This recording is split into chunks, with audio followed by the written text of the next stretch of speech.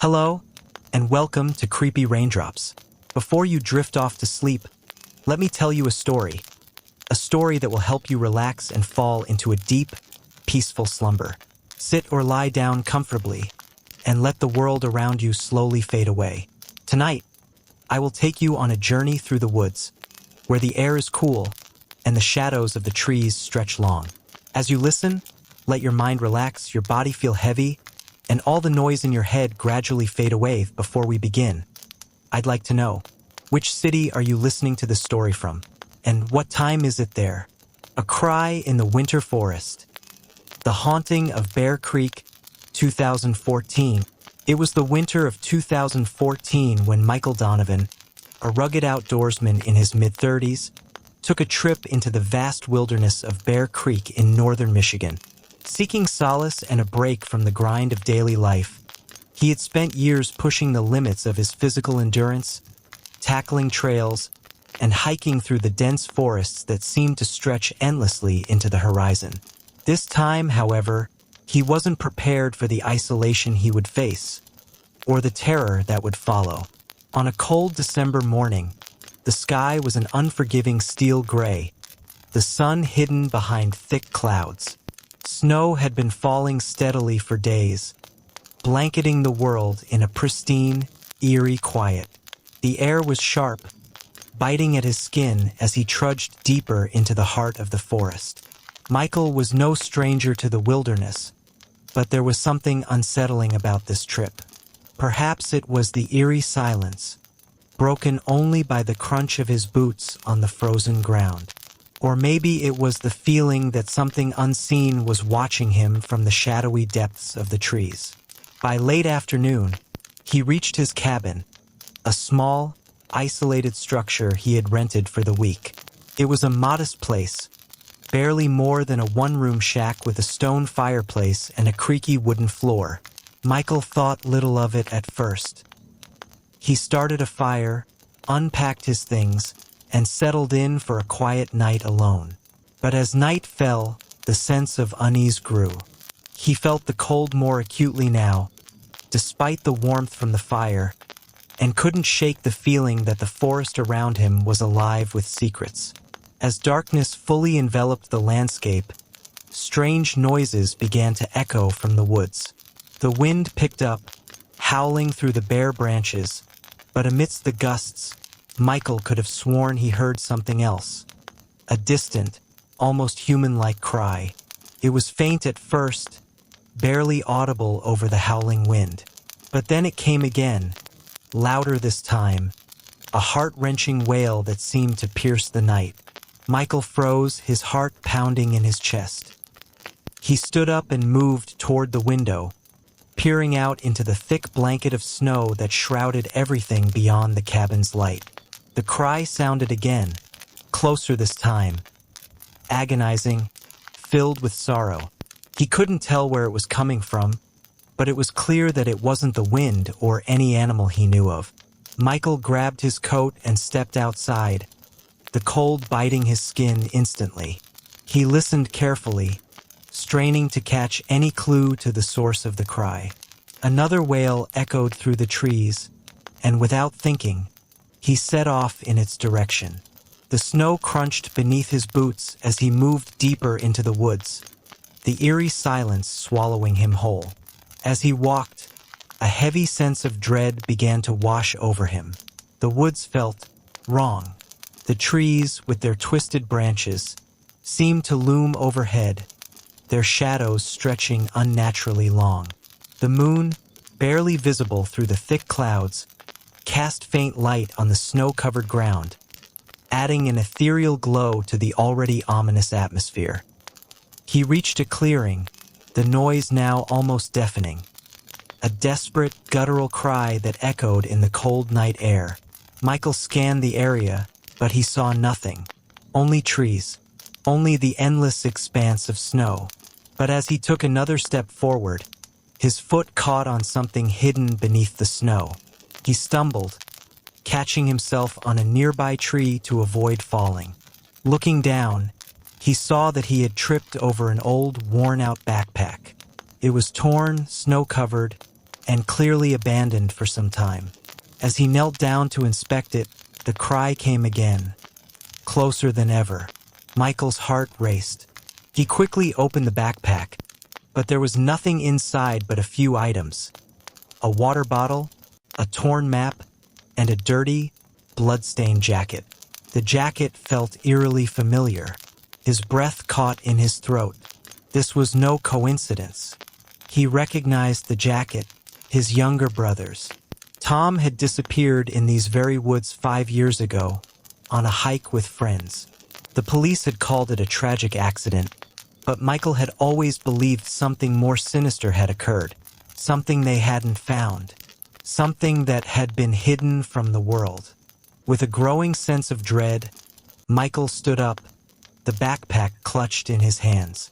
The cry came again, so close now it felt as though it was coming from right behind him. Suddenly, the woods fell silent. It wasn't the wind. It wasn't an animal. Something or someone was out there. Something was waiting for him. As Michael stood frozen in place, the unsettling silence stretched on, leaving him disoriented and confused. His breath came in shallow gasps as the hairs on the back of his neck stood up. The wind had died down completely, and for a moment, it felt as though the forest itself was holding its breath. The cry from earlier, the one that had sent him into the woods in the first place, was now replaced by an overwhelming sense of foreboding. His thoughts were clouded, every instinct telling him to run back to the cabin, to escape whatever force lurked in the shadows. But his feet remained rooted to the ground, unwilling to move. His mind was consumed with the blood-stained jacket, his brother's jacket, and the eerie sense of déjà vu that gripped him. He turned slowly, trying to keep his bearings, his eyes scanning the darkened woods. It felt as though the trees themselves were watching him, their twisted limbs reaching out like skeletal hands. The shadows seemed to deepen as the moonlight struggled to break through the thick cloud cover. The clearing, once so open, now felt as though it was closing in on him, like the woods had conspired to trap him here. Another cry pierced the air, louder now, almost guttural in its desperation. Michael's heart skipped a beat. It was unmistakable. This time, the cry wasn't a mere echo of wind or animal. It was a human scream, raw with pain and fear. He took a hesitant step forward, gripping the backpack tightly in his hands. But before he could gather the courage to move any further, he heard something else. The sound of footsteps, soft at first but unmistakable. Someone was out there, walking through the snow, the crunch of their boots audible even in the stillness. Michael froze, listening intently. The footsteps came closer, too close. Panic surged through him as he spun around, but he saw nothing in the darkness. His mind raced, trying to piece together the fragments of his memories. The last time he had heard that kind of scream, his brother Tom had been with him. It had been 5 years since Tom vanished in these very woods, but the memory of that night was seared into his brain. He and Tom had been on a camping trip in Bear Creek. It was supposed to be a weekend getaway, an escape from the pressures of everyday life, but something had gone horribly wrong. Tom had disappeared without a trace. The search teams had scoured the forest for days, but they found no sign of him.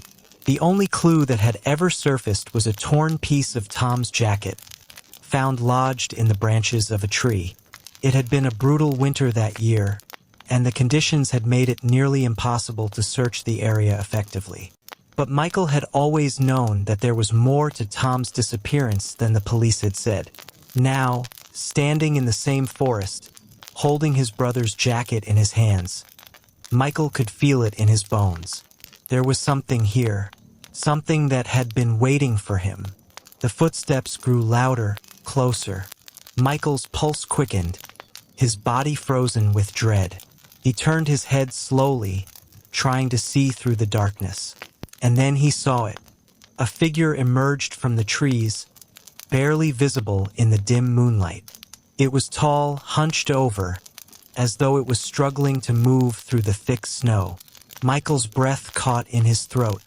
It looked like a person, but the way it moved was unnatural, jerky, like it was trying to force itself forward against its will.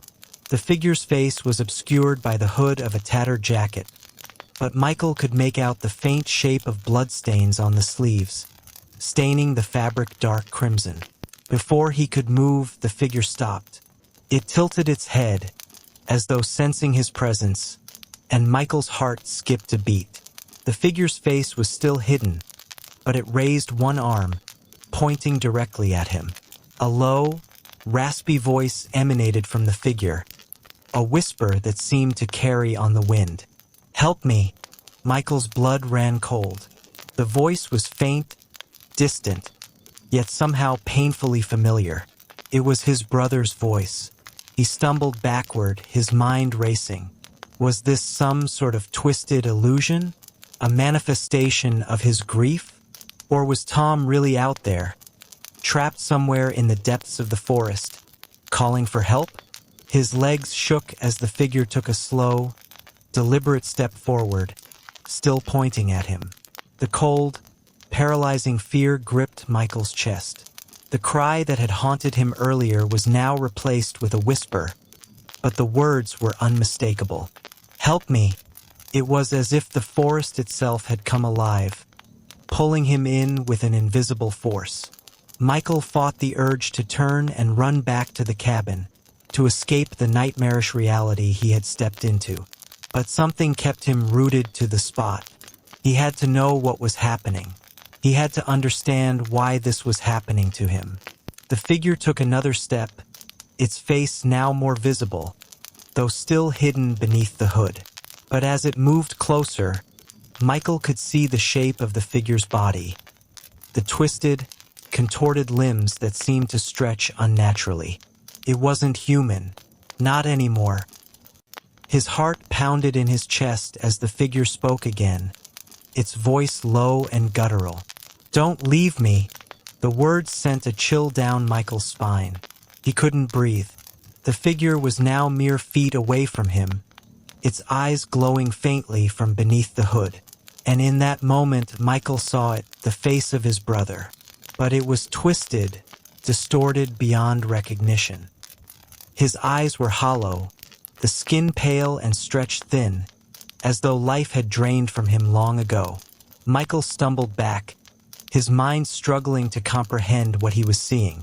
He had known the forest had secrets, but nothing could have prepared him for this. This was no hallucination, no trick of the mind.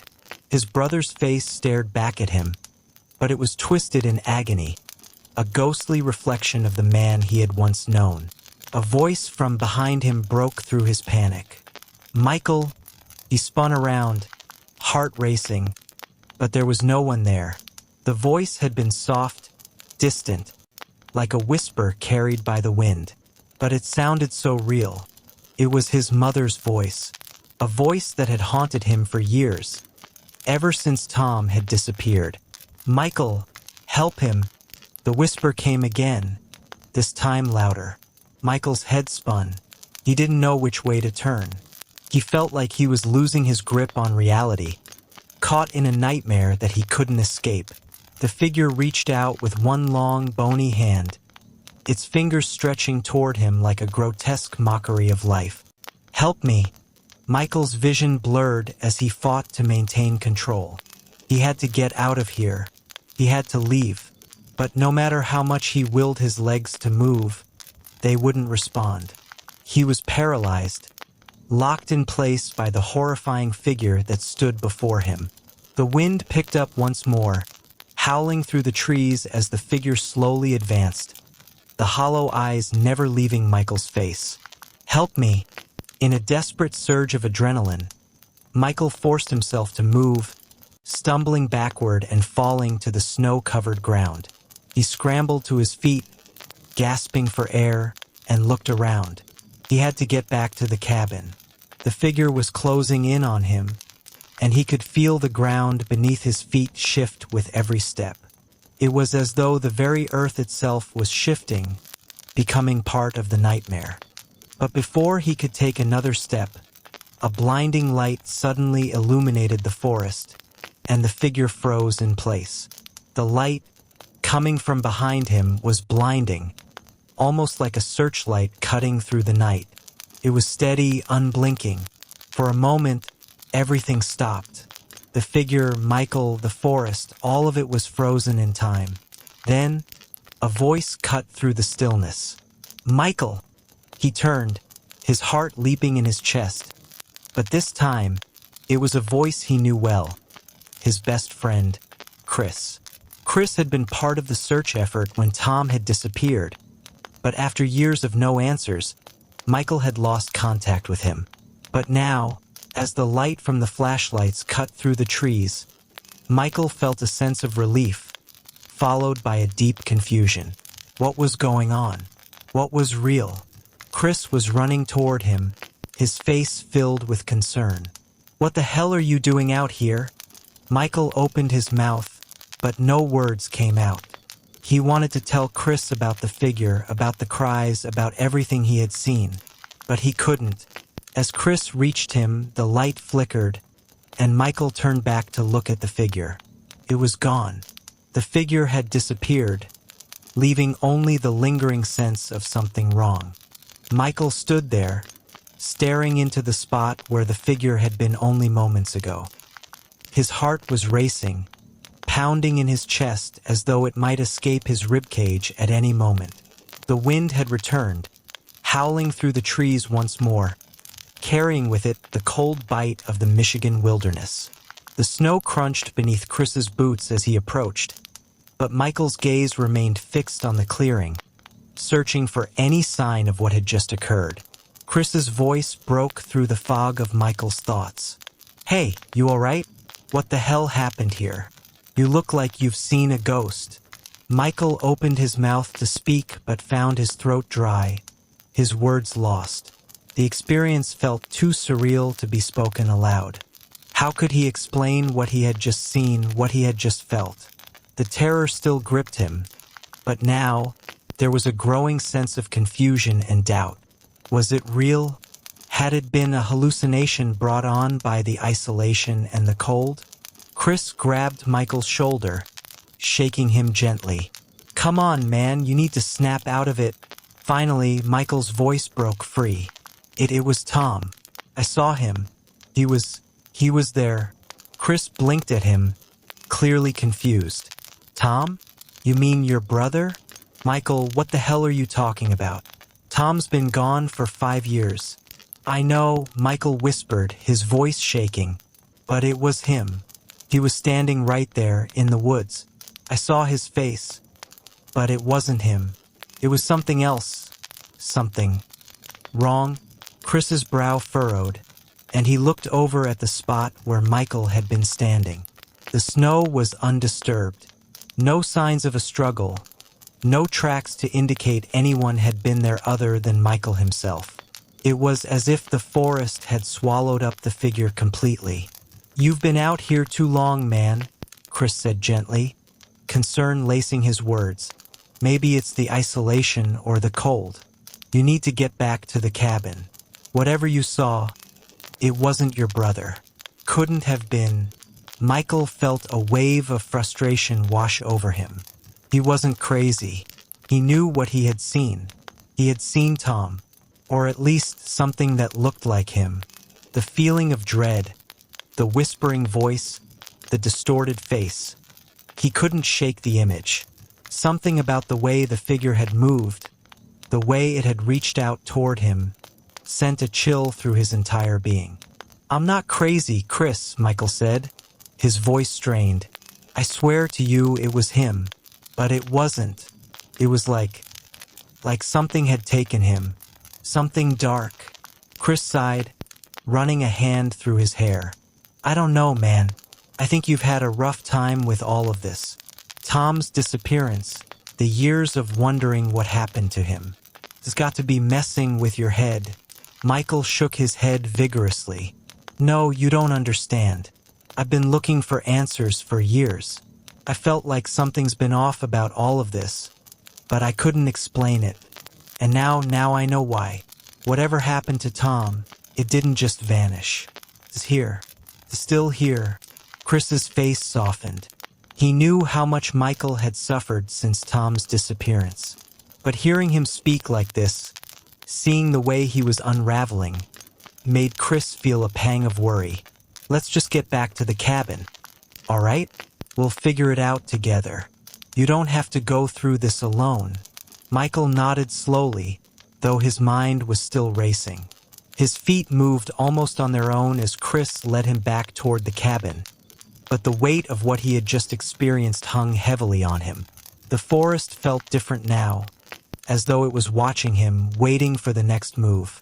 The snow was falling again, heavy flakes drifting down from the sky and blanketing the ground in a thick layer.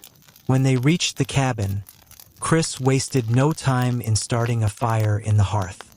The warmth from the flames was a small comfort, but it didn't do much to ease Michael's unease. He sat in a worn armchair near the fire, his hands trembling slightly as he gripped the edge of his jacket. The backpack, still clutched in his other hand, felt like a weight that he couldn't put down. Chris moved around the cabin, setting up a place for them to sleep. The small, cramped space was dimly lit by the fire and a few scattered lanterns. Michael tried to focus on the mundane tasks around him. The crackling of the fire, the sounds of Chris moving about. But his mind kept returning to what he had seen in the woods. Maybe you should try to get some sleep, Chris suggested, his voice soft but insistent. You've been up for hours, and we both know how bad things can get when you're running on empty. Michael didn't respond right away. His thoughts were tangled, wrapped up in the image of Tom, or whatever had been in the woods. What had it wanted from him? Why had it reached out? The chilling, desperate words echoed in his mind. Help me. He felt as if he were being drawn into something much larger than himself, something ancient and far more dangerous than he could comprehend. But before he could sort through his thoughts, Chris's voice broke through the fog once more. You know, if you really want to get to the bottom of this, we could go back to where you found the backpack. I mean, if you think it's important. The suggestion hung in the air like an unspoken dare. Michael looked up, meeting Chris's eyes. There was a certain hesitation in his friend's gaze. It was as if Chris didn't fully believe what Michael had experienced, but he was willing to follow him if it meant helping him come to terms with whatever it was that haunted him. I don't think we should go back, Michael muttered. Not tonight. Maybe tomorrow. Chris studied him for a moment longer before nodding slowly. All right, tomorrow then. We'll figure it out. That night, the storm outside grew stronger. The wind howled, and the snow piled up against the cabin, muffling any sounds from the outside world. Michael lay awake, staring at the ceiling, his mind racing with thoughts of Tom, of the figure in the woods, and of the endless night that seemed to stretch on forever. He wasn't sure when he finally drifted off to sleep, but when he did, it was fitful. Dreams plagued him, visions of his brother's face, twisted and distorted, calling out to him from the depths of the forest. He would wake in cold sweats, only to fall back into the same nightmare over and over. At some point during the night, he woke with a start, his heart pounding. The cabin was cold now, the fire having burned down to embers. He glanced at Chris, who was still asleep in the other chair. But something caught his eye, something that made his blood run cold. Outside the window, he saw movement, a figure standing at the edge of the trees. Michael's breath caught in his throat as he strained to make out any detail. The figure was tall, almost unnatural in its stillness, and as he looked closer, he thought he could see something familiar about it. The outline of a face. No, not again. The figure didn't move, but Michael could feel its presence, like a shadow lingering just beyond the edge of his vision. He blinked, rubbed his eyes, but when he looked again, it was gone. The night felt endless. Michael lay there in the darkness, the only sound the occasional creak of the cabin settling under the weight of the snow. The figure outside the window, the one he had seen, he couldn't shake the image from his mind. Was it his brother? Was it just his mind playing tricks on him in the dead of night? Or was something more sinister at work here? He sat up abruptly, his breath shallow and ragged. His eyes scanned the room in the dim light from the dying embers in the fireplace, but everything was still. Chris remained asleep, undisturbed by Michael's restless movements. The image of the figure outside lingered, haunting him like a ghost that wouldn't let go. For several long moments, Michael simply stared at the window, his heart racing in his chest. The quiet was almost unbearable, broken only by the soft crackling of the fire. He wanted to believe it had been a figment of his imagination, a trick of the mind brought on by exhaustion and fear. But deep down, he knew it had been real. He had seen it, and that realization made it all the more terrifying. Was it Tom? The thought flickered through his mind again, like a cold gust of wind that refused to let go. If it was, what did it mean? What was this thing that had taken on his brother's form, and why had it come to him now? Michael had no answers, only more questions that churned in his gut. The quiet stretched on, and for a while he simply sat there, his body tense, waiting for something, anything, to break the stillness. But nothing came. The dawn didn't bring much relief. The storm had continued through the night, and when Michael finally opened his eyes, the gray light of early morning filtered weakly through the windows. Outside, the snow had fallen thick, blanketing the forest in a silent white world. The winds had died down, but the air was still biting and cold. He rubbed his face, trying to shake off the sleep that clung to him, but it was hard to ignore the gnawing feeling in his chest. The cabin felt smaller now, more suffocating, as though the walls were closing in. He needed to get out. He needed to understand what was happening. Chris stirred from the chair across the room, groaning as he stretched his stiff muscles. His voice was groggy, thick with sleep. "You still up?" Michael nodded, his eyes not leaving the window. "Yeah." "Didn't sleep much." Chris yawned, running a hand through his disheveled hair. "I don't know how you do it, man.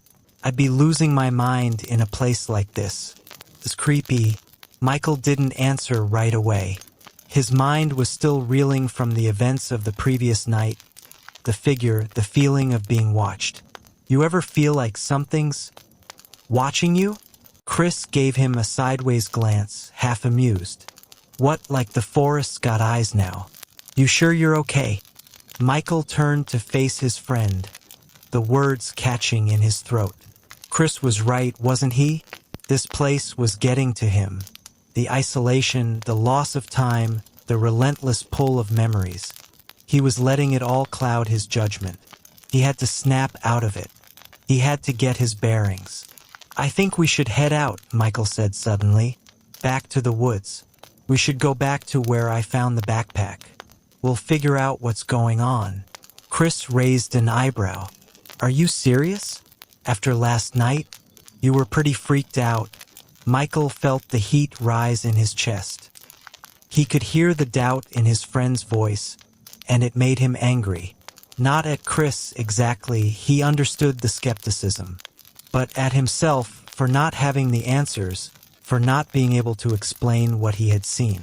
"I have to know," he said, his voice rough. "I can't just sit here pretending like it didn't happen. Whatever this is, it's real, and I can't stop thinking about it. I need to understand it." Chris stared at him for a long moment, his face unreadable. Finally, he sighed and stood up. "All right, man, let's go."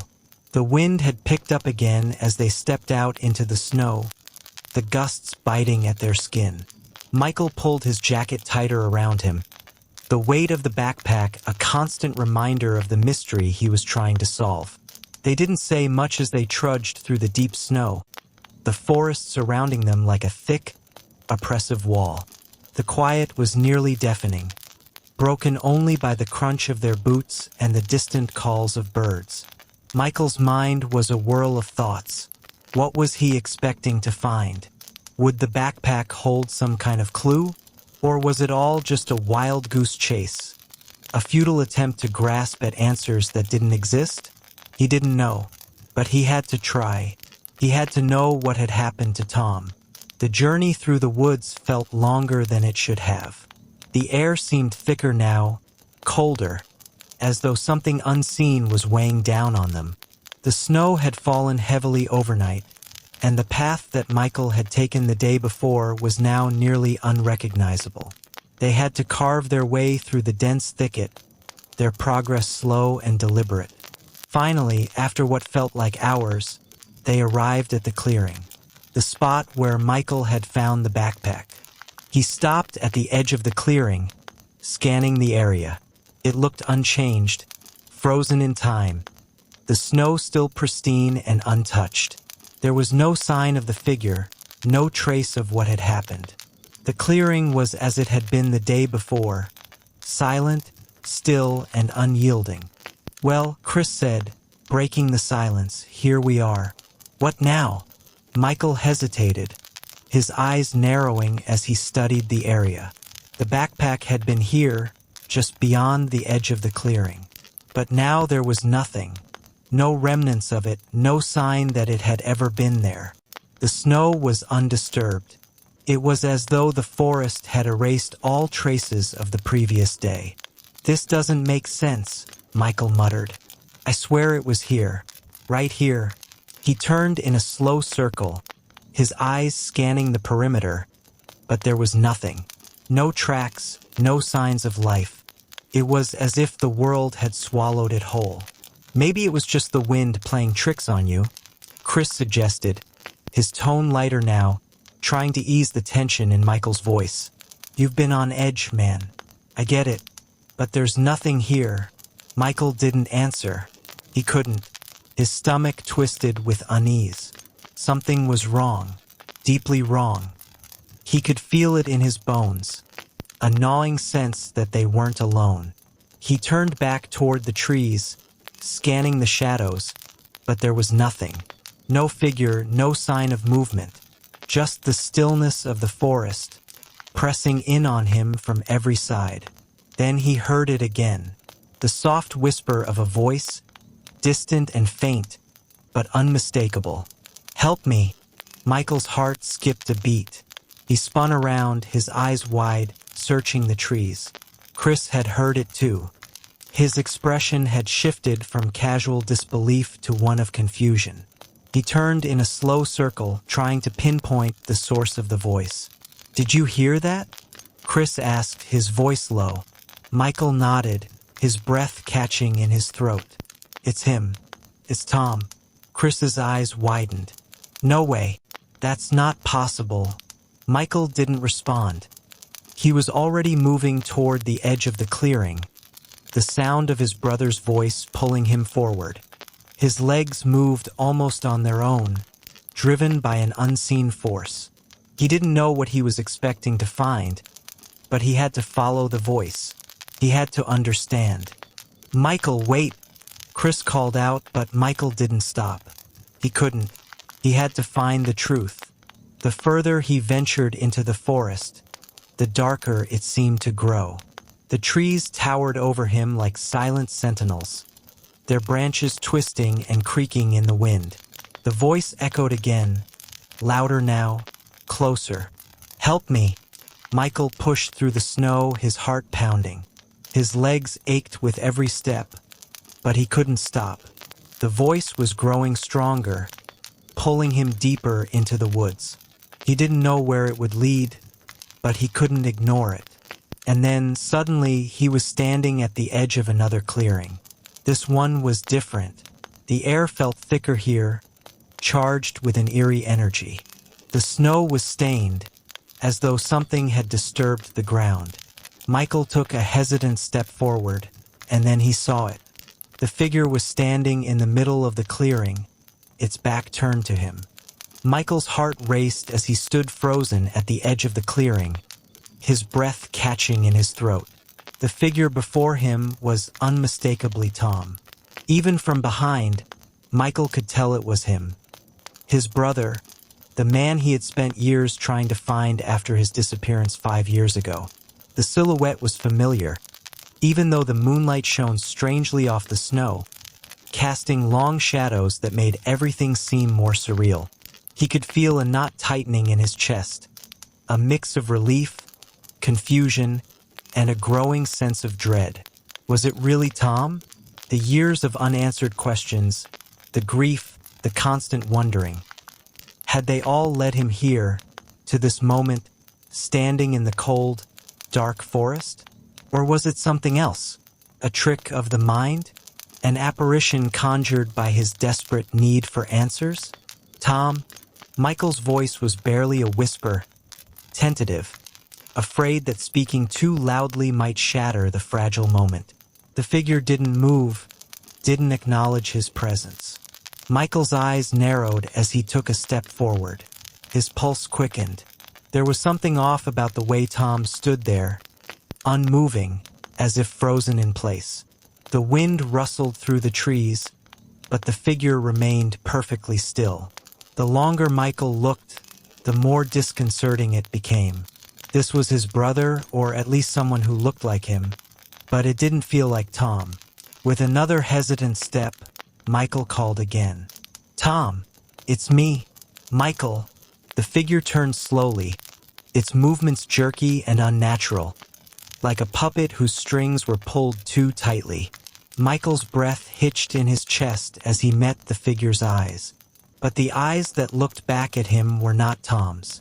They were hollow, dark voids, empty and devoid of warmth. The face was a twisted mockery of his brother's, as though something had taken the shape of Tom but left the soul behind. His brother's features were there, but they were distorted, stretched, and wrong.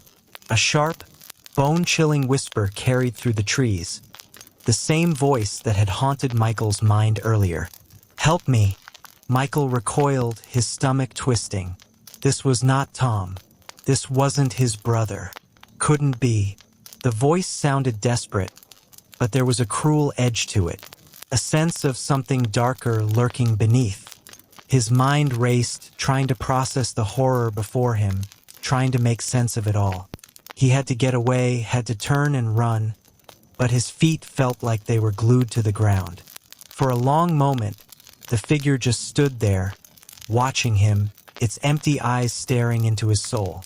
The forest around them felt suddenly smaller, suffocating, as if the trees themselves were closing in, leaning in to watch. Then the figure took a slow, deliberate step toward him. Michael couldn't breathe. Every instinct screamed at him to run, to turn and flee, but his legs wouldn't move.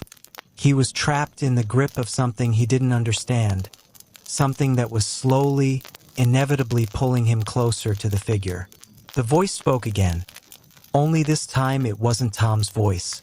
It was deeper, rougher, as if something else was speaking through the body in front of him. "You shouldn't have come back." The words sent a cold shiver through Michael, freezing him in place. He felt a rush of panic surge through him, but it was like wading through thick molasses, each movement slow and laborious. His body refused to obey his mind, his legs refusing to run, his heart pounding like a drum in his chest. What are you?" Michael whispered, his voice trembling. The figure didn't answer immediately. Instead, it took another step forward, and the temperature dropped even further. The air was so cold now that Michael could see his breath misting in front of him. His hands were shaking, and despite his fear, he forced himself to look at the thing in front of him. He had to know what it wanted. He had to know what had happened to Tom. "I am nothing," the figure replied, its voice distorted and cold, as if coming from a deep cavern. "I am the echo, the shadow, the one who waits." Michael's heart skipped a beat. "The one who waits," the words reverberated in his mind, sinking into his very bones. He had heard of stories, folklore from the locals, Old tales of creatures that haunted the woods, of spirits and entities that took on the forms of the lost. But he had never believed them. Not really. He had dismissed them as mere superstition. Yet here he was, standing face to face with something that defied explanation. The figure's form began to distort, its features shifting like smoke, as if it was made of shadows and mist. Michael took a tentative step back, finally able to move, but the figure followed, its presence suffocating, drawing him in. Suddenly, Michael heard Chris's voice from behind him, shouting his name. "Michael, what the hell is going on? Come back!" But Michael couldn't turn away. He couldn't tear his gaze from the figure in front of him, even though every instinct screamed at him to run. The thing in front of him was pulling him in, its words wrapping around his mind, suffocating his thoughts. "You have to listen," the figure continued, its voice growing louder, more urgent. "You have no idea what you've stumbled upon. This is not the place for answers. This is not the place for redemption." Michael shook his head, his mind a storm of confusion and fear. "What do you want from me?" he asked, his voice raw. The figure took another step closer, the air around it growing colder, heavier. "I want nothing," it said, its voice now a hiss, as though it was speaking from the very depths of the earth. "But you, Michael, you cannot escape what you've awakened. You cannot undo what's been done." Michael felt the weight of the words pressing down on him. The forest felt darker now, as though the shadows themselves were reaching out to claim him. He could hear Chris shouting again, but it seemed distant, muffled by the overwhelming presence of the figure in front of him. "Michael!" Chris's voice was frantic now, cutting through the fog of fear and confusion. With a sudden surge of adrenaline, Michael broke free from the trance. He turned and ran, his feet crunching in the snow as he stumbled back toward the clearing. His body felt heavy, as though the air itself was trying to keep him from escaping, but he pushed on, forcing himself to move faster. Behind him, the figure didn't chase him, but Michael could feel its presence lingering in the trees, in the very air around him. The whispering voice echoed in his mind, its words haunting him, following him through the forest. "Help me!" He broke through the trees into the clearing where Chris was waiting, his face pale with worry. "What the hell is going on, Michael? What did you see? What did you hear?" Michael couldn't speak at first. His breath came in ragged gasps, his heart racing. The terror that had gripped him in the woods still held him tightly, but he knew he couldn't stay here. He had to leave. He had to get out before it was too late. "We need to go," Michael said, his voice hoarse. "Now, get your stuff. We're leaving." Chris stared at him for a moment, as if trying to make sense of what had just happened. But Michael didn't wait for him to ask any more questions. He turned and began walking back toward the cabin, his mind racing. The forest felt different now, darker, more menacing. He couldn't shake the feeling that the shadows were watching him, waiting for him to slip up. They made it back to the cabin in silence. Michael didn't stop to look behind him. He didn't want to know if the figure was still following them. Inside, he quickly began packing, moving in a frantic rush. Chris had followed him inside but was still unsure what to make of everything. "Michael, what is going on?" Chris finally asked, his voice trembling. "You've got to tell me. What the hell happened out there?" Michael paused for a moment, trying to collect his thoughts, but the words caught in his throat. How could he explain what he had just seen? How could he make Chris understand the terror that had consumed him in the woods? He couldn't. No one would believe him. Not really. "I don't know," Michael said quietly, his voice filled with an unspoken dread. "But whatever it is, it's not over. It's not done with us." Outside, the wind howled again, and the trees groaned in the storm. The forest beyond the cabin felt alive, watching, waiting. And Michael knew deep in his bones that they hadn't escaped, not yet. The days that followed were filled with a sense of overwhelming tension. The storm had passed, but the air still felt thick with the haunting presence that Michael couldn't shake. Every time he closed his eyes, he saw that figure, Tom, or whatever it was that had taken his brother's form, standing in the clearing, its hollow eyes locked onto him. The words it had spoken echoed in his mind, haunting him in the quietest of moments. Michael tried to convince himself that it was just his imagination running wild. He had been through so much over the years, the uncertainty, the grief of losing Tom, the isolation of the cabin, the weirdness of the forest. It was all too much. It had to be some kind of mental break, a manifestation of the pain and longing he had carried with him all these years. But no matter how hard he tried to rationalize it, deep down he knew what he had seen, and it scared him in ways that words could not express. Chris was quieter too, ever since they had left the woods. He had asked questions, a lot of them, but Michael hadn't been able to provide any answers. How could he explain what had happened? What had he seen, really? There was no logical explanation. The truth was something darker, something more unsettling, and Michael wasn't sure if he was ready to face it. But despite the fear gnawing at him, he couldn't shake the need to understand. He had to go back. He had to find out the truth, whatever it was. Chris, on the other hand, was starting to crack. The fear was wearing on him too. He was jumpy, distracted, his usual easygoing attitude nowhere to be found. Every creak of the cabin's old wooden floorboards set him on edge, and every gust of wind outside made him flinch. One morning, about a week after the encounter in the forest, Chris finally confronted him. They were sitting at the kitchen table, a pot of coffee between them, neither of them saying anything for what felt like hours. Chris broke the silence first, his voice tight, almost hesitant. "Michael, I don't know how much longer I can do this. I'm not built for whatever this is. I can't keep pretending that everything's fine. This place, this..." He threw his hands up in frustration, as if the words he wanted to say wouldn't come out. Michael felt a pang of guilt. He knew it wasn't easy for Chris. It wasn't easy for him either. But Michael couldn't let go. Not yet. Not without answers. "I know, man," Michael said quietly, "but we can't leave. Not yet. We need to figure this out." Chris gave him a long look, then shook his head. "I'm not so sure anymore. You're not the same. You haven't been the same since we got here. And I don't know what the hell happened to you that night, but I can't just ignore it.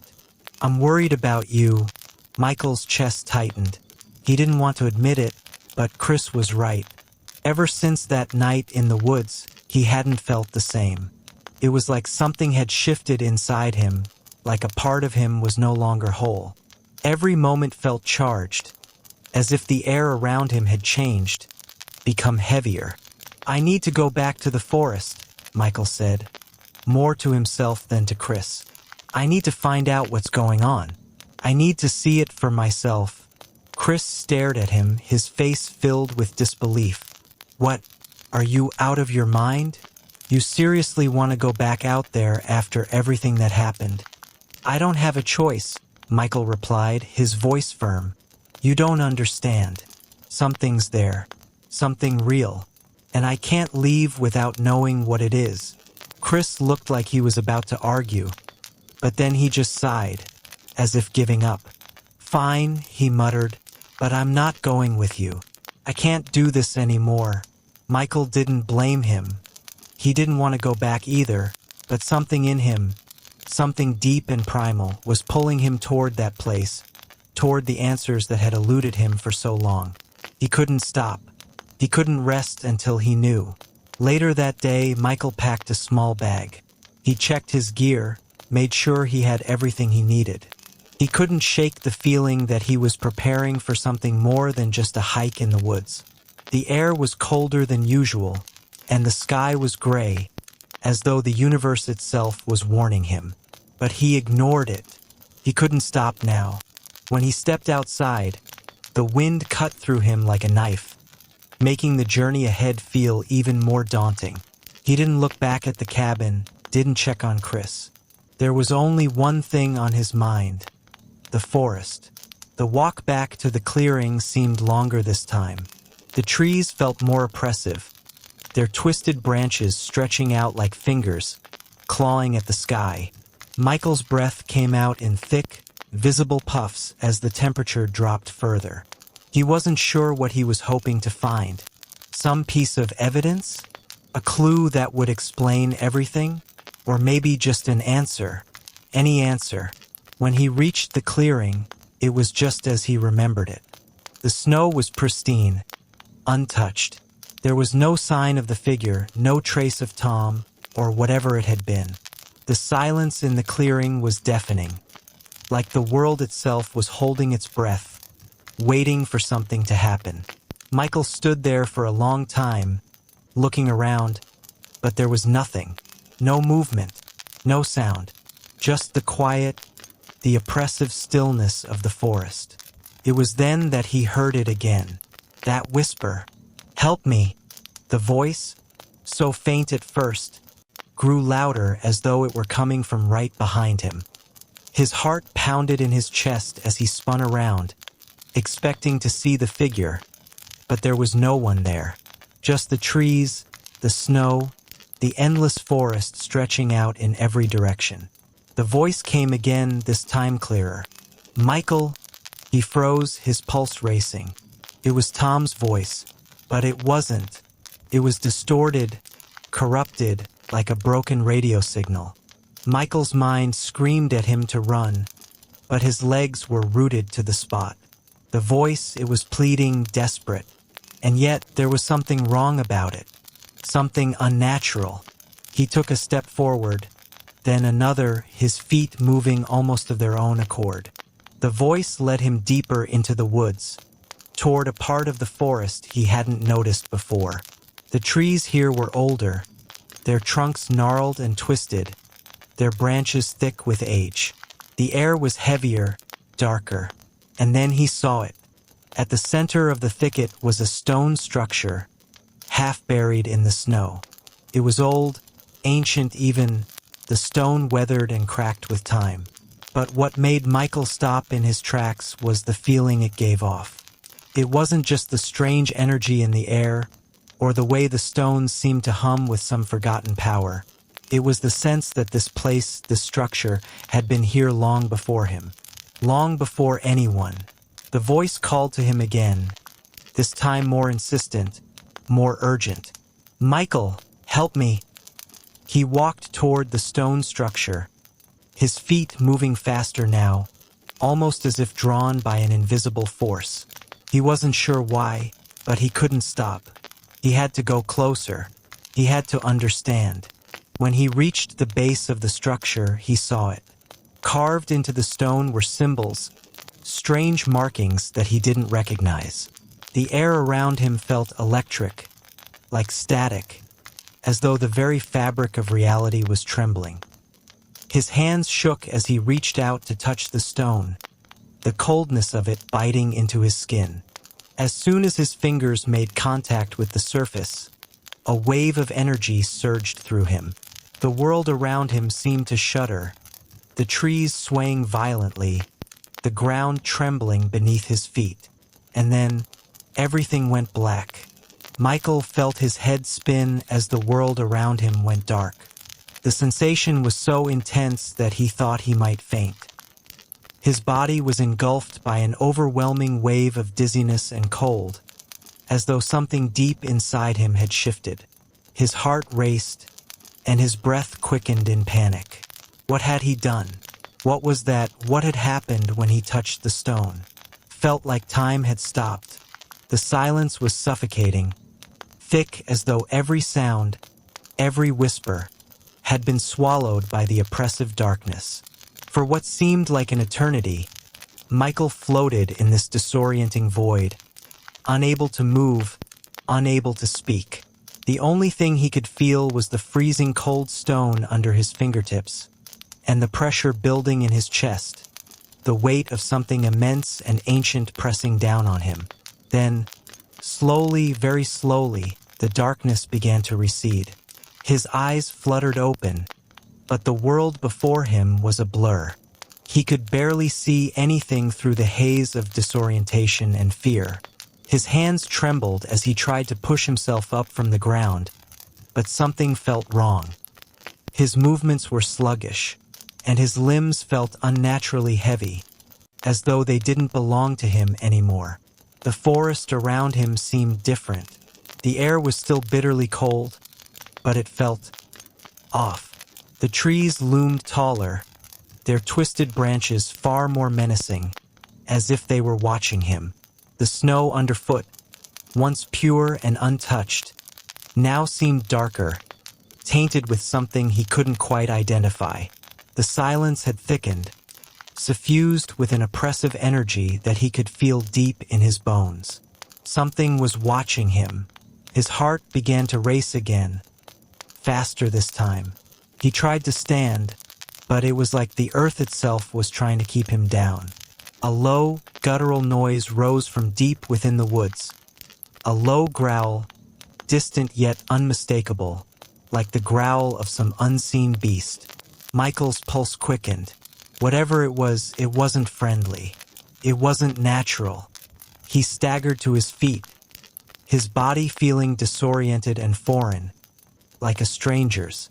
His head throbbed with each movement, and he could hear a faint ringing in his ears. His vision cleared enough to make out the surrounding forest, and that's when he saw them, the figures far in the distance, standing motionless in the trees. There were 3 of them, tall and shadowy, their features indistinct but undeniably human in form. Michael's blood ran cold. He had seen something like this before in the vision in the forest.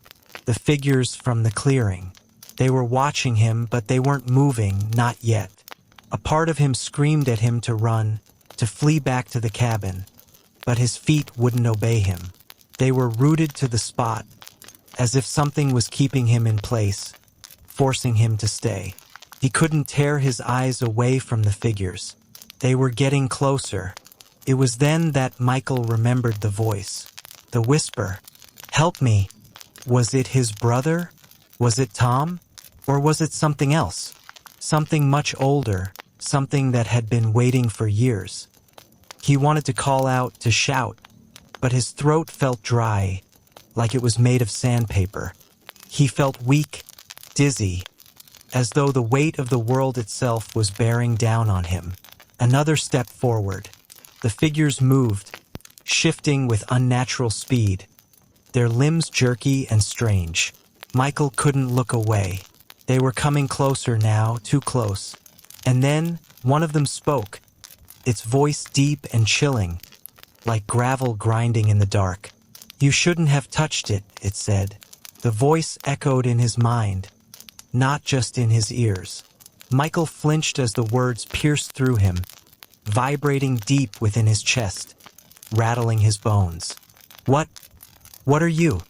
Michael managed to whisper, his voice barely audible over the roar of his heartbeat. His legs were still frozen, the terror clawing at him. The figure that spoke tilted its head, its face hidden in shadow. It took another step, and with that movement, Michael felt the ground tremble beneath him. "I am the gatekeeper," the figure answered, its voice resonating with an ancient force. "And you, Michael, have opened the door." The word gatekeeper sent a shiver of recognition through Michael. It was the same term he had heard in the folklore, in the stories the locals told about the ancient forces that ruled the woods. The stories had been dismissed as myth, as superstition. But now, standing in front of him, the truth of those stories felt all too real. The other 2 figures remained silent, but they began to move as well, circling Michael like predators closing in on their prey. The air around him grew colder, the frost on the ground deepening.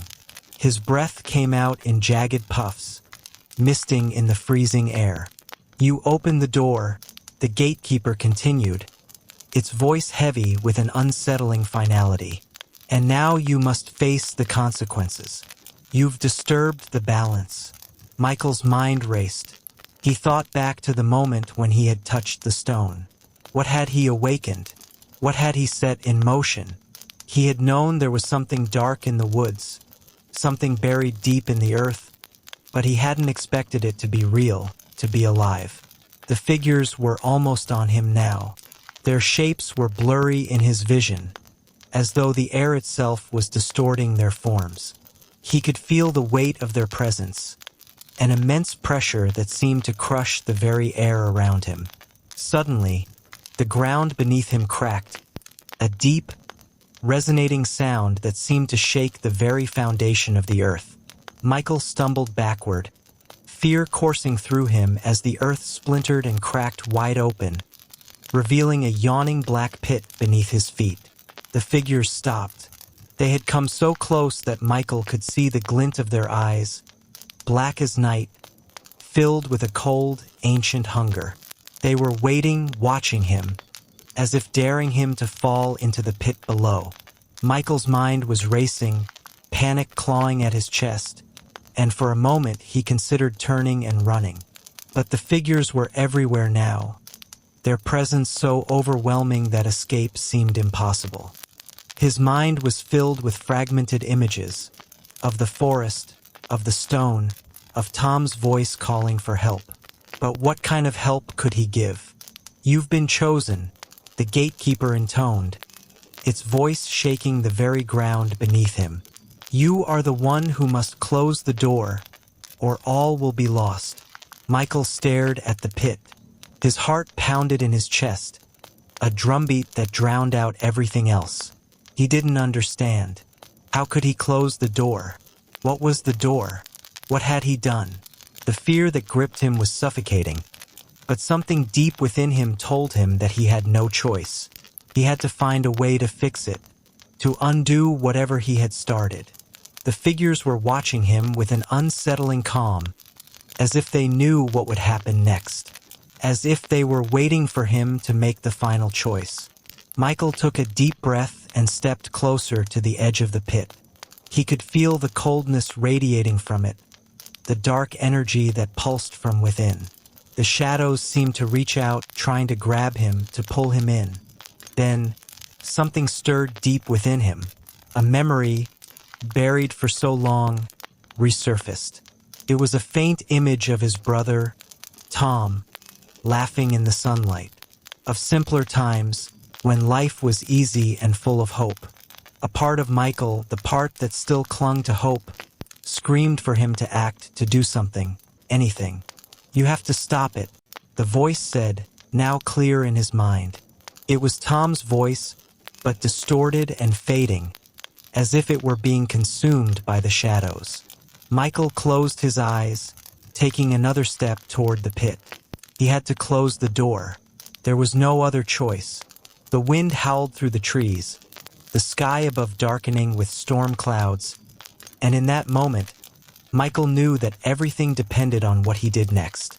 The wind screamed through the trees, its cold fingers clawing at Michael's skin as he stood at the edge of the gaping pit. His breath was shallow, his pulse a frantic drumbeat in his ears. The figures behind him, the ancient beings that had emerged from the depths of the forest, seemed to wait, watching him with eyes that gleamed like twin black holes, pulling the very light from around them. The atmosphere was charged with a sickly energy, an energy that felt as though it belonged to something older than time itself. For a long moment, Michael simply stared at the pit, unsure of what to do. It felt like the air itself was alive, like it was pressing in on him, suffocating him, urging him to move forward, to do something, anything, to resolve this nightmare. But what was he supposed to do? How could he even begin to understand what he was up against? The shadows within the pit seemed to stretch and writhe, as if the darkness itself was a living thing, hungering for something. "You must make a choice," the gatekeeper's voice echoed, deep and unyielding. It was not just a voice in his ears. It was a presence in his mind, filling every corner of his consciousness with its ancient weight. The door you have opened cannot be closed by mere mortals. You will either fall into the darkness or find a way to seal it. But there is no escape from the path you have set in motion. There are consequences to disturbing the balance of this place. The words reverberated through Michael, twisting and tightening around his chest like an iron vice. He had never believed in anything like this. Gates, doorways to other realms, ancient beings guarding the boundary between worlds. But now, standing at the edge of the abyss, there was no denying the truth in the gatekeeper's words. He had opened something ancient and terrible, and now he had to face it. There was no going back. The memories of his brother, Tom, flooded back to him. Tom, lost in the woods all those years ago, his body never found. Michael had always blamed himself for what had happened. Had he caused it somehow? Had his search for answers, his obsession with the woods, awakened something that should have remained buried? And now, Tom's voice. No, something that had once been Tom, called to him from the depths of the abyss. Michael, help me. The whisper echoed again, softer now, more pleading. It sounded like Tom. No, it was Tom's voice, twisted by something otherworldly, by the dark presence in the forest. The anguish in that voice was undeniable, the desperation tangible.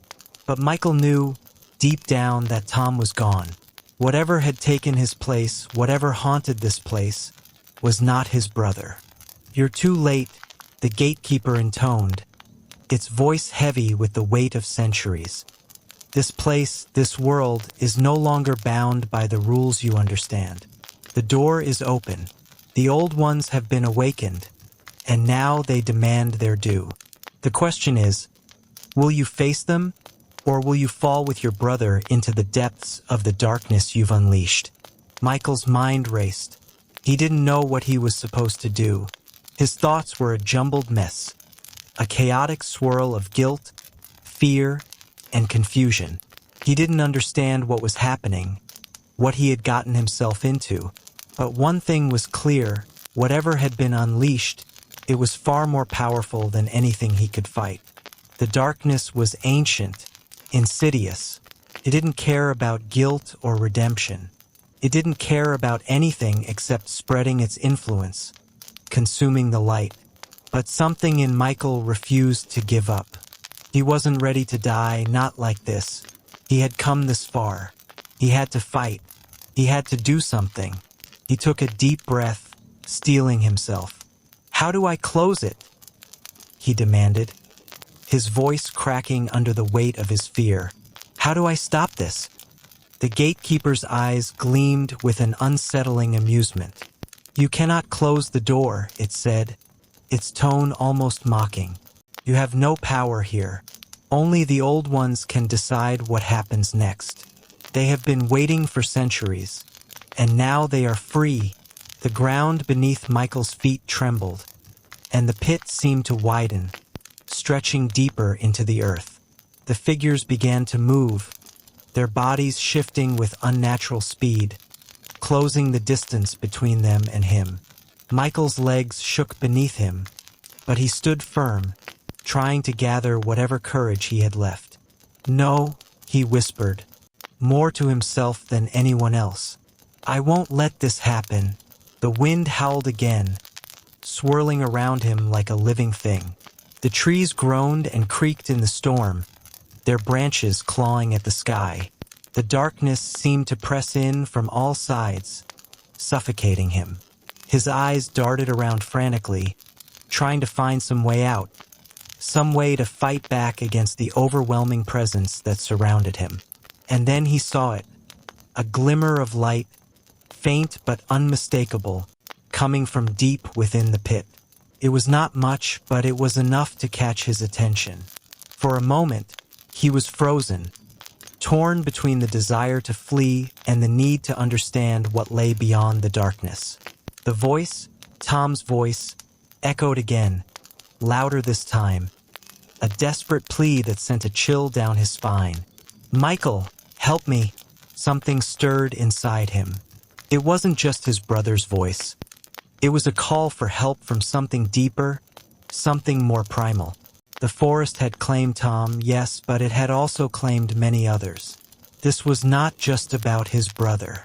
It was about the ancient forces that had slumbered in the woods, waiting for the right moment to emerge. And now they were awake. The light from the pit flickered again, brighter this time, as though it were inviting him in. Michael had no idea what it was, but something told him that it was the key. It was the only way to stop what had been unleashed. He took a step forward, then another, his heart pounding in his chest. The figures seemed to recoil, their presence unsettling, but they didn't stop him. They were watching, waiting, as if they knew he would make the wrong choice. They didn't care about his fate. They were only concerned with the darkness that had been set free. Another step, and he was at the edge of the pit, staring down into the abyss. The light was stronger now, swirling like a beacon in the center of the darkness. His mind raced as he tried to make sense of what was happening, tried to figure out what to do. But there was no time. He could feel the pressure building, the weight of the darkness pushing in on him, suffocating him. Without thinking, he reached into the pit, his hand trembling as he touched the light. The moment his fingers made contact, the air around him crackled with energy. The ground shook violently, and the trees groaned in agony. The figures behind him howled, their forms twisting and warping in the unnatural light. Michael's body was engulfed in a wave of energy so intense that he felt as though his very soul was being torn from his body. For a moment, everything went white. When Michael opened his eyes again, he found himself standing in a different place.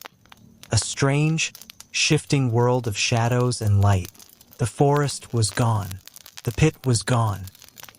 He was surrounded by an eerie stillness, as if time itself had stopped. He could still feel the pressure of the darkness around him, but it was distant now, as if he had crossed into another realm. The figures were gone, but something else lingered in the air. A presence, ancient and cold, watching him.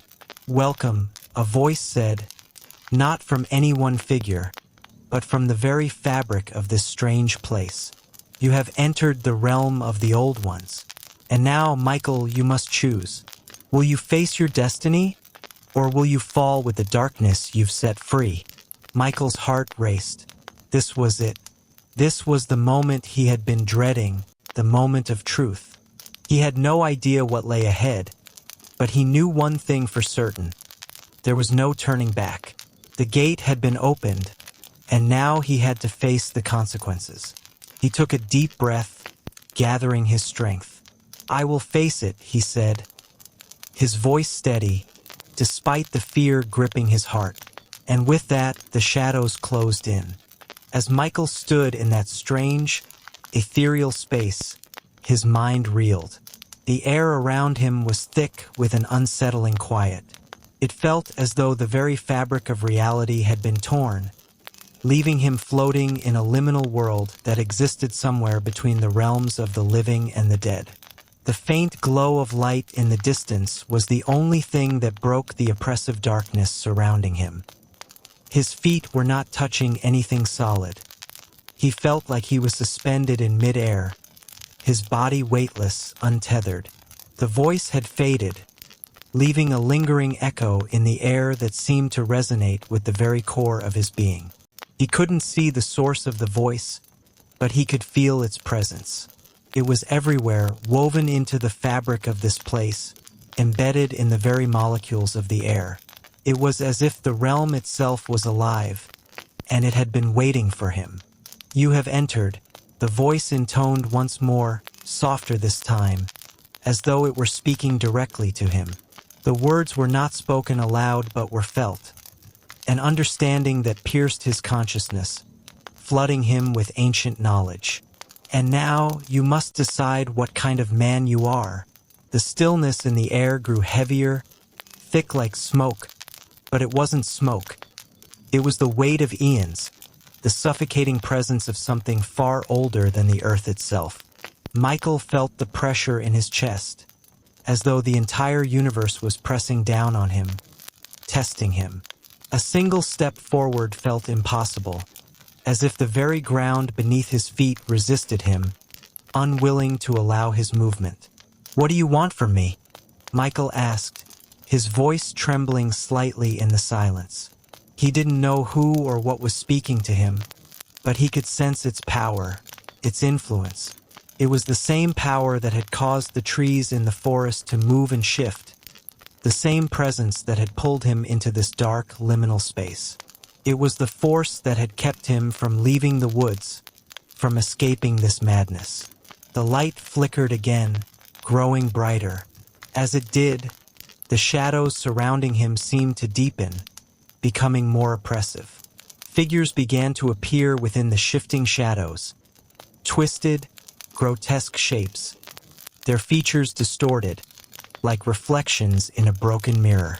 They hovered in the periphery of his vision, just beyond the reach of the light, their forms shifting like smoke.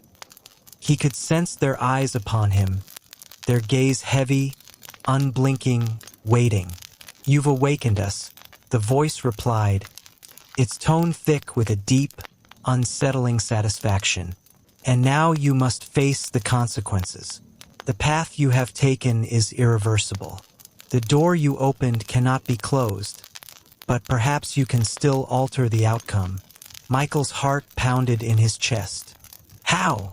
he asked, his words thick with desperation. He had no idea what this place was, what these figures were, or why he was here, but everything inside him screamed that he had to find a way out. The very thought of being trapped in this strange, twisted world forever was enough to push him to the edge of madness. The light in front of him grew brighter, swirling and coalescing into a tangible shape, an orb of radiant energy that hovered just before him. It was mesmerizing, its glow both warm and cold at once, as though it drew energy from two different worlds. As it grew in intensity, Michael could feel something tugging at his chest, a strange pull that seemed to be coming from deep within the core of the orb. "You are not alone," the voice continued. "Tom, your brother, too, is here. He, like you, has crossed the threshold. The question is, will you save him?" Michael's breath caught in his throat. The orb pulsed again, sending a wave of energy through his body. His legs wavered beneath him, and he almost collapsed. But he held himself steady, clenching his fists. He couldn't deny the pull. Tom's voice, the way it had haunted him for so long, still echoed in his mind, still called out to him. But it wasn't Tom anymore. Not completely. The thing that had taken his brother's form was something far darker, more insidious. Michael had known this for a long time, ever since the first moment he had heard Tom's voice in the forest.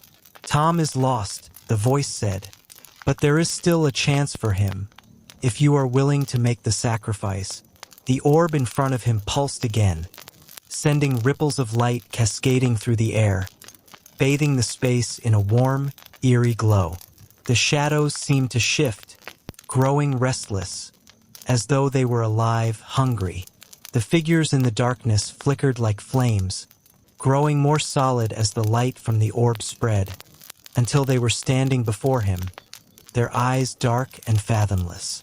One of the figures stepped forward, its form shifting as it approached. It had no face, only the dark void of space where eyes should be. But Michael could feel its gaze on him, the weight of its judgment. He had seen the faces of these beings before, in the forest, in his dreams. They were the guardians, the gatekeepers of this world. They had been waiting for him. "Choose," the figure intoned.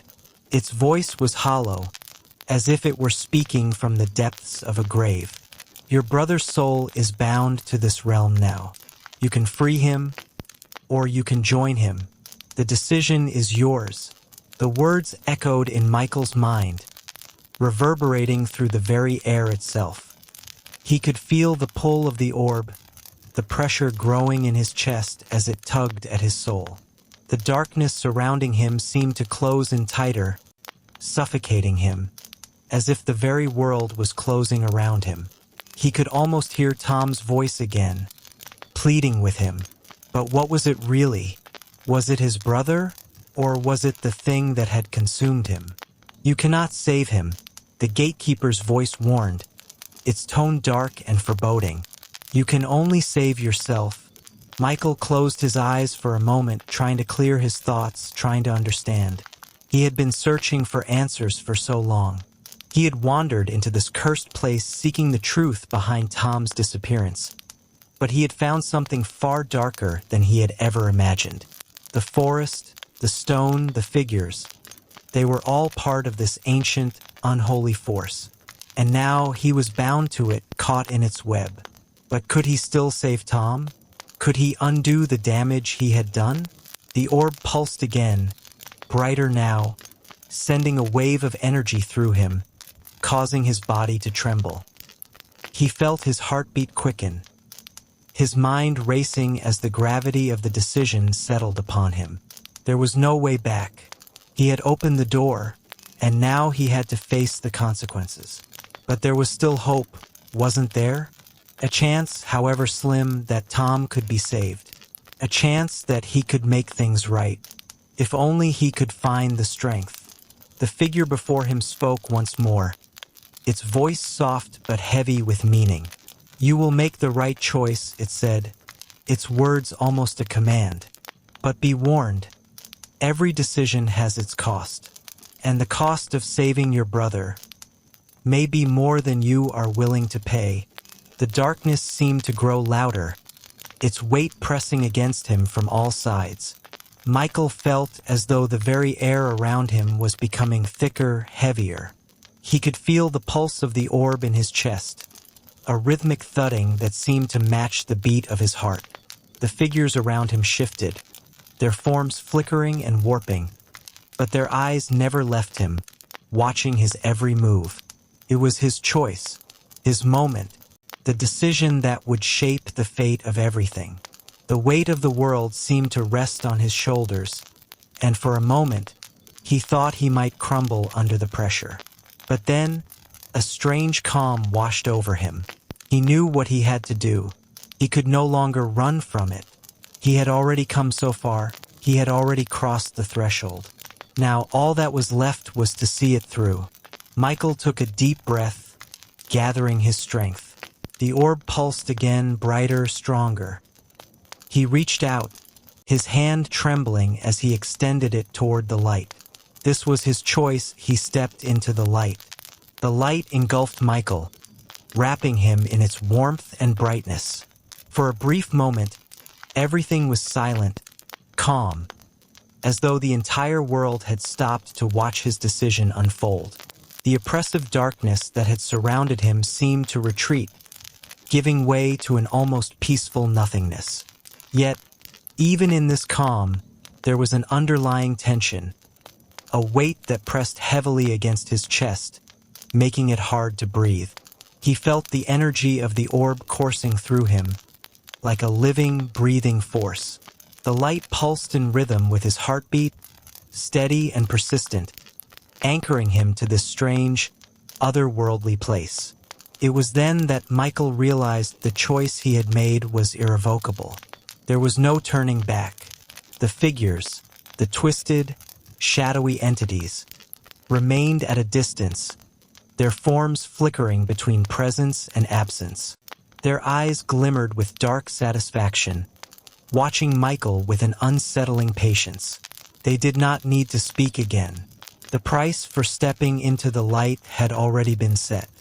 Michael felt an overwhelming sense of purpose take hold of him. The gravity of his decision sank in. If there was any hope to save Tom or even redeem himself, it would mean sacrificing something precious in return. These beings had warned him of costs, but he now understood that to confront such darkness, he would have to give everything he had, down to the very core of his being. The orb pulsed again, its light intensifying until Michael felt it filling every part of his soul. Time itself seemed to stretch, becoming elastic and malleable. The world around him wavered, shifting again as if reality was bending to accommodate the force surging through him. For a moment, he felt as though he was standing on the edge of two worlds, straddling the line between life and death, light and dark. His body vibrated, every nerve on edge as he surrendered fully to the energy. Suddenly, the images began flooding in. Memories long forgotten, dreams of the past merging with visions of a terrible future. His time with Tom, the last moments together before everything unraveled. The warmth of his brother's smile, the sound of his laughter, the warmth of their shared childhood. These memories, bittersweet and fragile, consumed him, but they were shadowed by darker visions. Visions of Tom's betrayal, his transformation into something otherworldly. Michael saw the truth in those visions, saw the cracks in his brother's soul that had allowed something monstrous to take hold. "No," Michael whispered, the word barely audible in the heavy silence. "Tom, what happened to you?" The memory of the darkness consumed him. Memories of cold, empty eyes, twisted limbs, and an endless void where his brother used to be. The being that had taken Tom's place in the world had no heart, no soul left. It was a parasite, feeding on the grief and sorrow that Michael still carried. And now it was bound to this realm, feeding on the very space between life and death. But within these visions, Michael saw something more. A faint spark, buried deep within Tom's corrupted soul. The remnants of what had once been his brother, screaming to be saved, desperate for release. Michael's heart broke as he witnessed the anguish within Tom, the helplessness and loneliness that had consumed him. The orb pulsed again, stronger this time, and the light grew blinding. In that moment, Michael realized the path forward. He would offer himself as a vessel, a conduit for Tom's soul. But it would come at a cost, a price far beyond anything he could have imagined.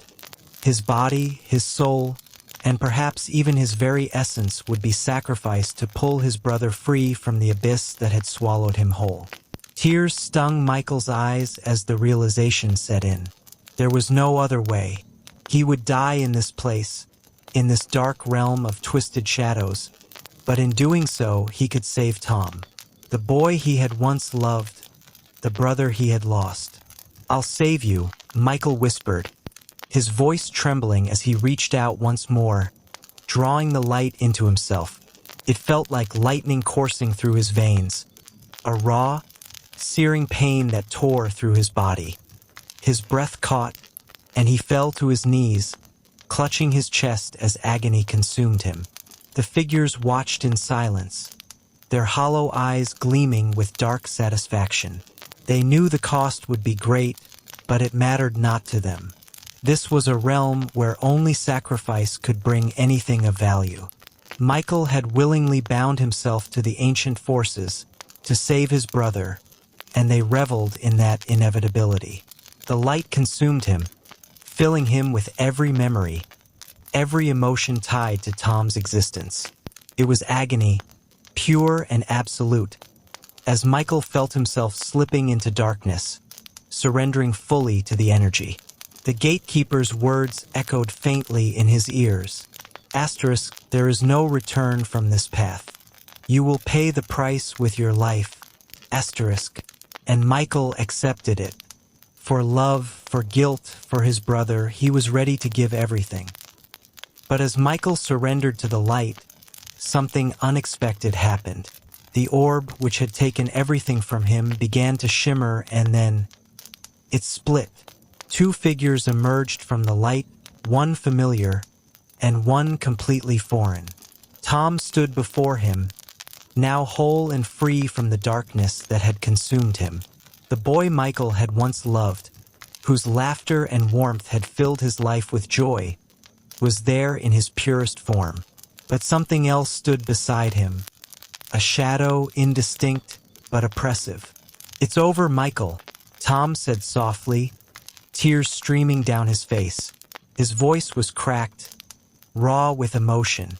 "You did it." Michael's heart soared with relief and sorrow. His brother was free. The light had worked. But the shadow beside Tom shifted, warping into something else entirely. A figure of immense power and malice. It stared at Michael with dark, pitiless eyes.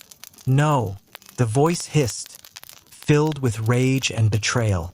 The shadow had no form but for its oppressive presence. "He sacrificed too much."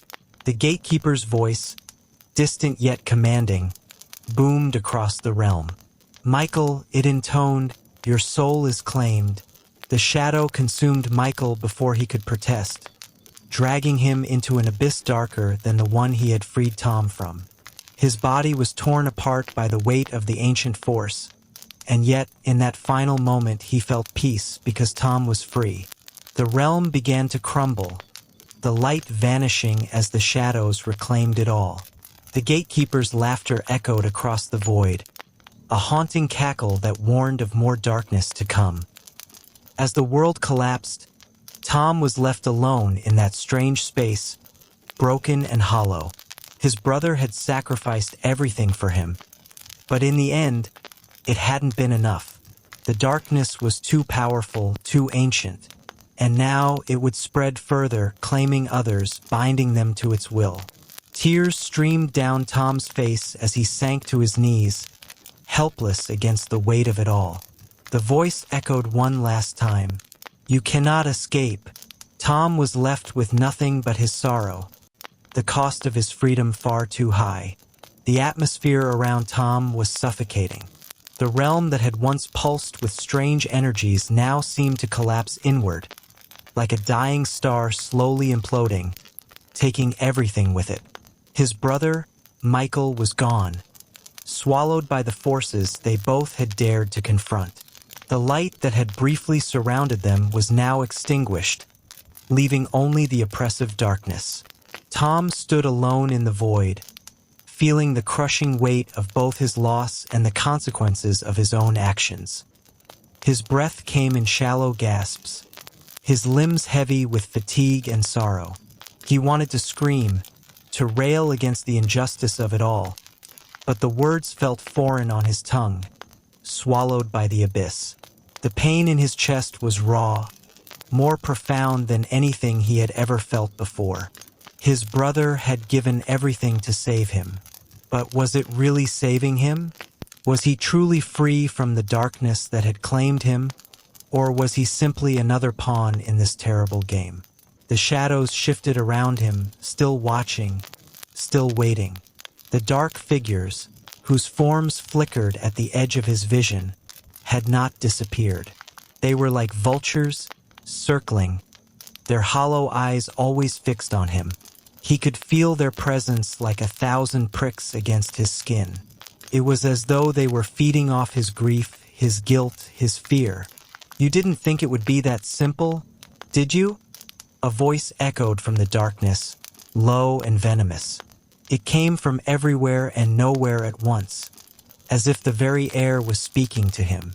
Tom clenched his fists, gritting his teeth. He had been warned, had he not? The cost of what Michael had done was more than he had understood. The realm, the darkness, it was ancient. It was not a place where mere mortals could wander in and out of freely. And now that Michael had made his sacrifice, there was no going back. Not for any of them. "No," Tom whispered, his voice cracking. "This isn't over. I won't let it be." The darkness seemed to laugh at him, low and menacing. The shadows danced around him, their forms growing larger, more defined. Tom could feel their coldness, their malice. They were not merely spirits or entities. They were ancient, primordial beings, creatures bound to the fabric of this realm. They were older than the earth, older than the stars themselves. "You think you can resist us, boy?" Another voice sneered, sharper this time. coming from one of the flickering figures. Your brother tried and he failed. What makes you believe you can succeed where he did not? Tom's knees buckled beneath him, but he didn't fall. He held himself up, his heart thudding in his chest. He was filled with a sense of resolve, something deeper than he had ever known. He had failed his brother once before, when he had let the darkness in. He wouldn't fail him again. Michael had given everything for him, and he wouldn't let that be in vain. The figure moved closer, its form flickering like smoke. You're already ours. You don't even know it. All of this, the game, the price, it's already been paid. Tom closed his eyes, trying to block out the noise, the pressure. He had to think. There had to be a way to undo this, to make everything right again. But how? The darkness was too powerful. He had seen what it had done to Michael. He could feel it trying to claim him too. Its cold fingers creeping into his soul, pulling at the fragile threads of his humanity. And then, as if the very air around him had shifted, a new presence emerged. A faint glow in the distance. It was small at first, barely noticeable, like a distant star flickering in the blackened sky. But it grew stronger with every passing second, pulsing in rhythm with Tom's heartbeat. The darkness recoiled slightly, as though it recognized the force that was coming. Tom didn't know what it was, but he felt it was his only hope. He pushed himself toward the light, his steps unsteady at first, then more resolute as he moved forward. The darkness seemed to retreat before him, reluctant but undeniable. The light grew brighter, more intense, and Tom found himself drawn to it, like a moth to a flame. He couldn't explain it, but he knew he had to reach it, to embrace it. As he got closer, the light began to take shape into something familiar. A figure. His heart skipped a beat as the figure emerged from the light, the outline becoming clearer and more defined. The face that looked back at him was one he had seen before. It was Michael, but not the Michael he had known. This version was radiant, a being of light, his features glowing softly but powerfully. His eyes, which had once been filled with confusion and pain, were now calm, knowing. "Michael," Tom whispered, his voice trembling with emotion. The figure nodded, and the warmth that radiated from it seemed to fill the air around them. "I'm here, Tom," Michael's voice answered, though it was not the same voice that had once spoken to him. It was deeper now, more profound, as if it came from a place beyond time itself. Tom took a tentative step forward. "I thought you were gone.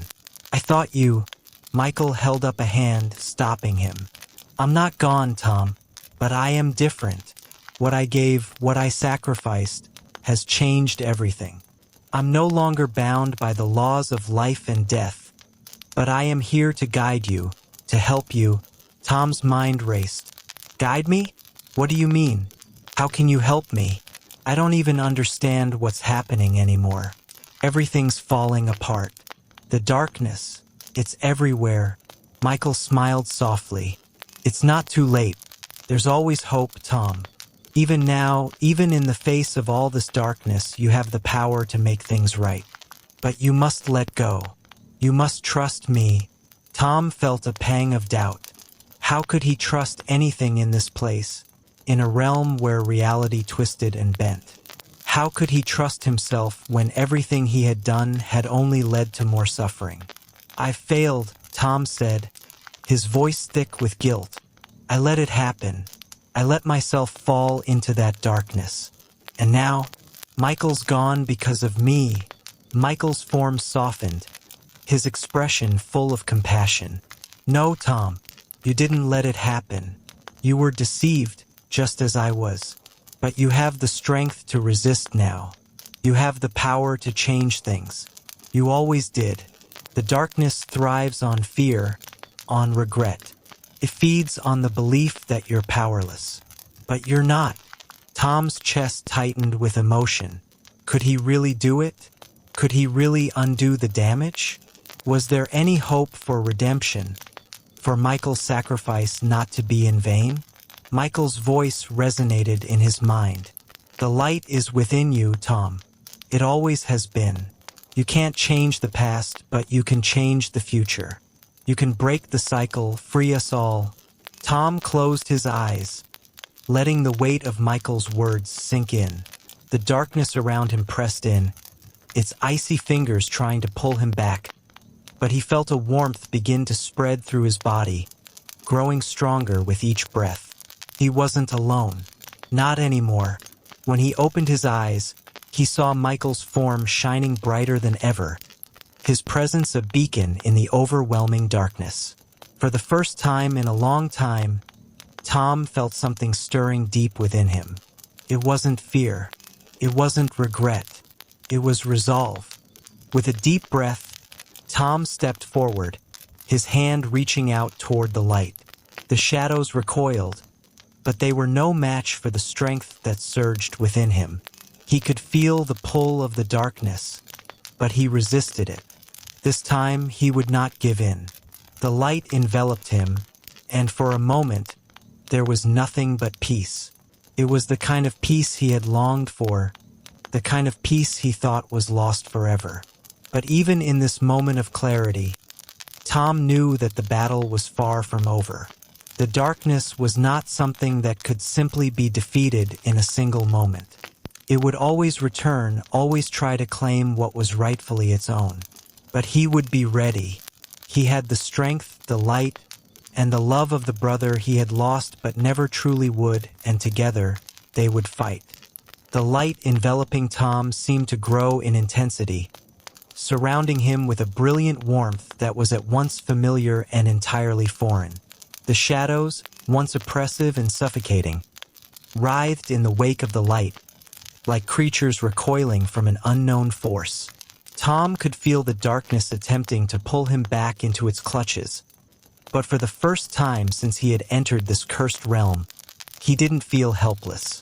There was something inside of him, a glimmer of hope, a flicker of strength that had been rekindled by Michael's presence. Michael stood beside him, a radiant figure who seemed to pulse with an energy that was both comforting and awe-inspiring. He was different now, not the brother Tom had known, but a part of him nonetheless. The figure in front of him was a being of pure light, his form ethereal and glowing, almost too bright to look at. Yet, beneath that radiant exterior, Tom could still feel the connection, the love that had bound them together for so long, and the unspoken bond that still tethered them even in this place. Tom's mind raced as he tried to process the enormity of what had just happened. The darkness, the realm that had trapped them both, had taken Michael's physical form, but the essence of his brother was still here, in this otherworldly space. What had begun as a desperate search to find Michael had turned into something far greater, something that Tom couldn't yet fully comprehend. Michael's voice broke through his thoughts, soft but firm. "You're not alone, Tom. You never were. The darkness can make you feel as though you're fighting by yourself. But that's a lie. You have everything you need to win." Tom turned toward Michael, his heart pounding in his chest. "But I'm not like you, Michael. I didn't sacrifice anything. I didn't give everything to save you. I'm just me. I'm just the one who's left behind." Michael's expression softened, the light around him dimming slightly as if in sympathy. "That's not true. You're not just the one who's left behind. You're stronger than you know, Tom. It's because you're still here, still fighting, that I can help you. You've carried the weight of all this for so long, but you don't have to do it alone anymore." Tom shook his head, the weight of everything that had happened pressing down on him. "But Michael, the darkness, it's so much stronger than us. I saw it, saw what it did to you, consumed you. How am I supposed to stop it when I couldn't even stop it from taking you?" Michael reached out, his hand glowing softly, and placed it gently on Tom's shoulder. "You were never meant to stop it alone. This battle isn't just yours. It's ours. I may have fallen once, but I'm here now, and I'll help you fight. Together, we can stand against it." Tom swallowed hard, feeling the familiar ache in his chest. He wanted to believe his brother, wanted to trust that together they could defeat the darkness. But he had seen the horrors it could create. He had felt its cold fingers pulling at his very soul. And worse yet, he had allowed it to consume Michael. He had failed in the past, and there was a deep, gnawing fear that he might fail again. The darkness around them seemed to react to their conversation, its presence growing more pronounced. The air became heavier, the very ground beneath their feet shifting with an almost palpable malice. The shadowy figures that had once been distant, lingering at the edges of Tom's awareness, now moved closer, their forms coalescing into shapes that were terrifying and grotesque. Their eyes empty, black voids, locked onto Tom, and the cold weight of their gaze made his blood run cold. "Do you truly think you can escape?" A voice called from the shadows, low and rasping. It came from everywhere and nowhere at once, reverberating through the very air around them. "You are already ours, Tom. The light you feel, the hope you cling to, is nothing but a fleeting illusion. There is no escape. There is no salvation." Tom clenched his fists, his entire body trembling with the force of his emotions. He could feel the darkness trying to worm its way back into his heart, to remind him of all his failures, his regrets. But he had something now, a spark, a flicker of light that had never been there before. "You're wrong," Tom said, his voice steady despite the fear that gripped him. "You may have taken everything from me once, but I'm not the same anymore. I won't let you win." The darkness seemed to writhe and pulse in response, as if enraged by his defiance. The shadowy figures began to move forward, their limbs twisting unnaturally, their mouths opening wide in grotesque mockery. The air grew thick with malice, and the ground beneath them began to crack and shift. Michael stepped forward, his glowing figure standing tall and unyielding. "Tom," he said, his voice calm but filled with purpose, "you have the power to fight back.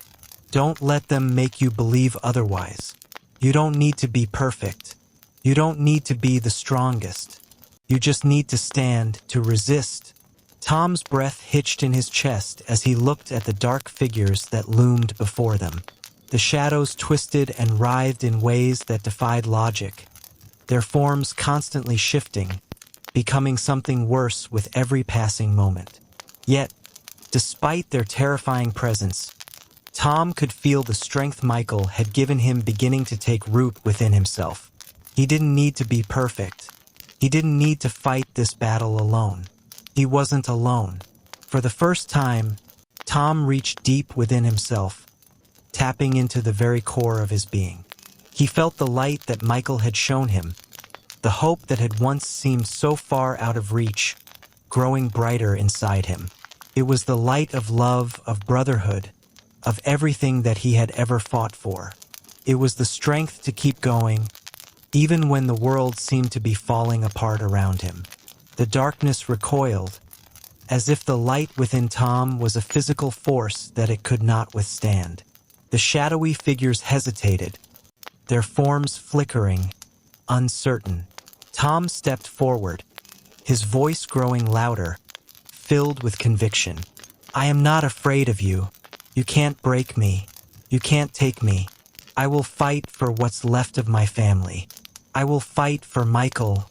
The light within him surged, burning brighter and stronger. The shadows writhed in pain, but still, they advanced, determined to crush the light. "You are weak," the darkness hissed, its voice filled with venom. "You cannot defeat us. We are eternal." Tom's heart pounded in his chest, but he didn't falter. The pain, the fear, they were still there, but they no longer held dominion over him. His brother's words, his guidance, had given him the strength to push through. He had seen the worst that the darkness could do, And yet here he stood, still alive, still willing to fight.